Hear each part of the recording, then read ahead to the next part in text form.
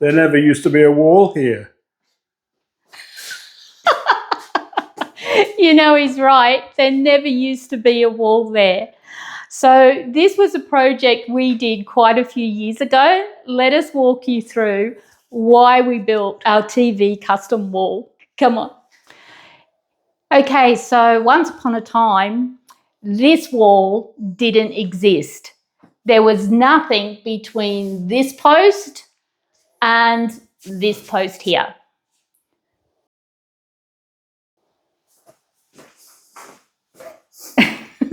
Good one, honey.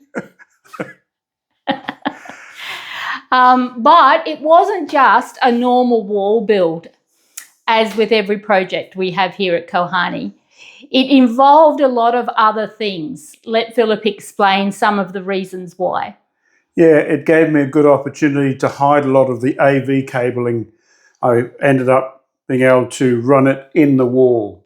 So it made it a lot safer for us and a lot more pleasing to the eye. Do you want to show them, honey? Yeah, let me show you.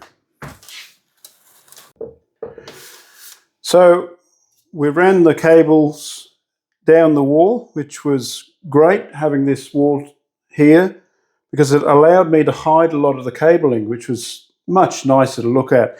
And as you can see down here, we've put in extra outlets for the AV cabling, as well as extra power outlets for the other electronic devices. So the good thing with this setup is it takes away all of the cables that ran from your DVD player and other such players. All the cabling normally would go from those devices up to the TV, but it's all hidden in the wall, which is terrific. So the cabling ran down this wall and it ran through the top of the wall here, and then I threaded it in to the top of this wall on the other side of the wall. Now that's another project that we're going to work on later down the track. The cabling was threaded through the top of this wall, and then it went in behind this boxing above the mud brick, ran along round here through the boxing above the windows here. The cabling enters the house at this point. Outside it is all encased in conduit.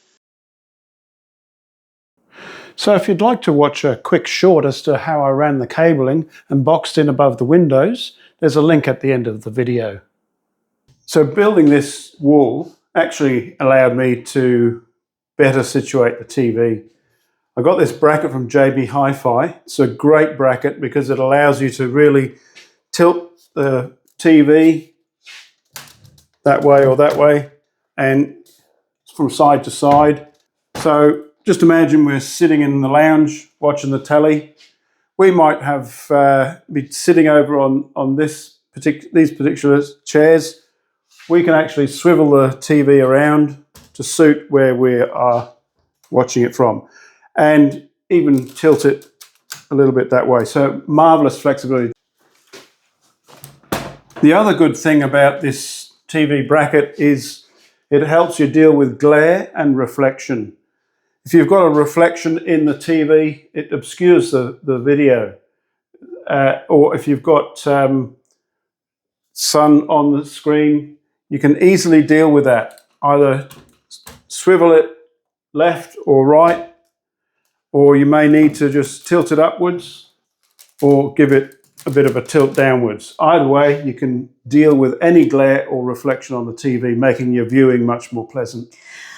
So what we want to share with you now is the thinking behind actually building this TV wall. Why did we decide to put the TV wall in there other than running the AV cables and being able to hide them all, which is a fantastic plus, absolutely, because you don't really realise how untidy it makes a room look having cords running everywhere until they actually disappear and become invisible and you get those nice smooth clean lines.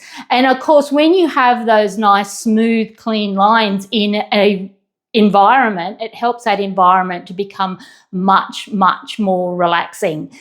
So that was definitely one reason. Now What other reasons were there? Let's share it with you.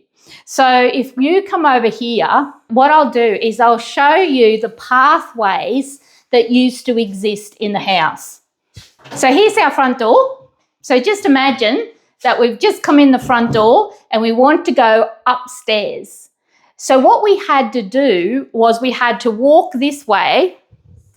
Now that opening there wasn't there, neither. That was all closed in. So that was a wall all the way to here. So if you were wanting to go upstairs, you had to come into the lounge room, turn and go back through this opening here. That meant that you actually came or entered into an area that was supposed to be for people to relax in.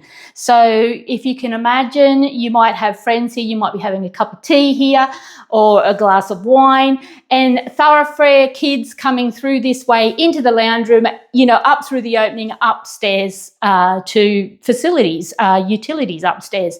So it was a thoroughfare, it was a traffic and was turning our lounge room into a traffic zone instead of a quiet, peaceful place to sit and relax with friends and family. So we wanted to change that pathway. The other reason we wanted to change the pathway is it not only made the room busy, but it also then meant you couldn't put furniture in this area. So your lounge couldn't be up here. It actually had to be out here. So when you walked in, you not only had to, come around this post, but you also had to squeeze behind our lounge. So why would we put our lounge here then? Well, the answer is, where else would we put it? Because the lounge has to be in front of your TV. So where would our TV go before it actually went on this wall? Let's do a 360 of the room so that you see what I'm talking about. Excuse the horrible pink curtain, that's just blocking the western sun.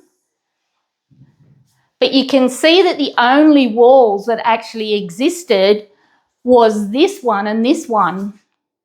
Now there's another video, and you may have already seen this. We had a great big wood heater here in the corner. So there goes that opportunity. It's no good putting a TV on these walls anyway, because that meant your lounge was floating. They're not opposite a big enough area to actually have a lounge in place. So these walls were out. Can't put TVs here. So we actually ended up putting our TV here and our lounge directly opposite, which is about the only way that you could furnish this room with a lounge and a TV.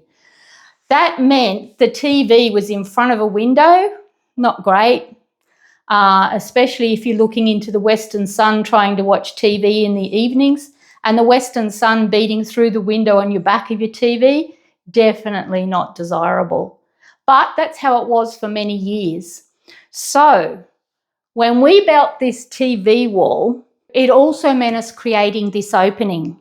And we had an idea to create a fake post on this side of the opening. This one here isn't a real post. Philip did a fantastic job of making it look like this one. That also creates a nice entrance statement to direct people to upstairs. Here's the wall frame that I pulled out of this wall to create the opening. Being a post and beam construction, no walls in this house are load bearing, so that gives us lots of flexibility when it comes to redesigning. In this photo, you can see the corner post with the new opening to the left prior to building in the TV wall to the right of the post. The post on the left is the one I constructed to match the real post on the right. I boxed in the top of each post and ran beading around both to match the walls. This made the post look a little stately. Design detail I have to accredit to my wife. This has also now become the entrance to our mudroom. And soon there'll be a video on this as well. Well, this was a study nook, and we've actually transformed this into what will become our mudroom. So this is a project that's almost finished. So you'll get to see that video soon as well. So building this TV wall transformed our living area. So the lounge room is still an unfinished project. As you can see, there's quite a bit more to do in this room, the lights being one of them. The other thing we've got to do is got to put skirting board all the way around the walls. It's a nice heritage style skirting board. So that'll make a big difference to the finishing off of the walls and the floor. We've got the mud wall to finish off repairing. There used to be a wood box there. I removed that, filled it in with mud bricks. There's a video on that. And that'll have to be finished off and painted like the rest of the wall. And we've also got that, what's that? Hole in the ceiling above you. You might be wondering what this is. Well, there used to be a wood heater here. That's what the wood box was for. And the flue went up through the ceiling. That's also got to be finished off so that it fits with the rest of the... Yes, we've got to find an ingenious way of hiding that hole. So it doesn't look like a flue hole that's been filled in. We'll come up with some design. And one day soon, very, very soon, that pink curtain is going to go. I promise you. You're probably as sick of looking at it as I am already. But I've got some lovely material upstairs that we've already purchased, and I plan to make blinds for in here. But that's going to be one of the last projects to finish off downstairs when all the dust settles. So that is also on our to-do list. And then, honey, I'm going to take you shopping.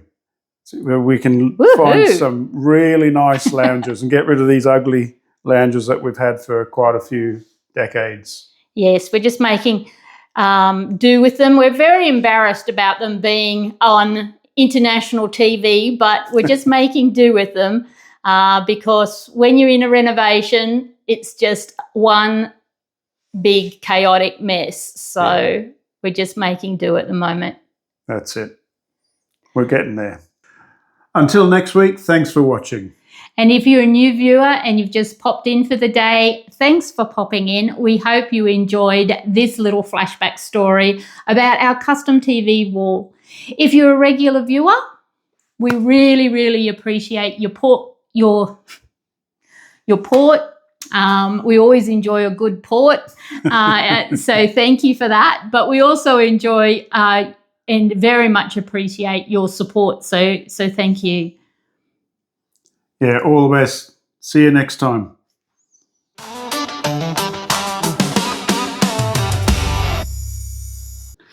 So until next week, thanks for watching. And if you're a new viewer that's just popped in, thank you for... No, let's start again. That sounds stupid. Thanks for watching. Do it again. Until next week, thanks for watching.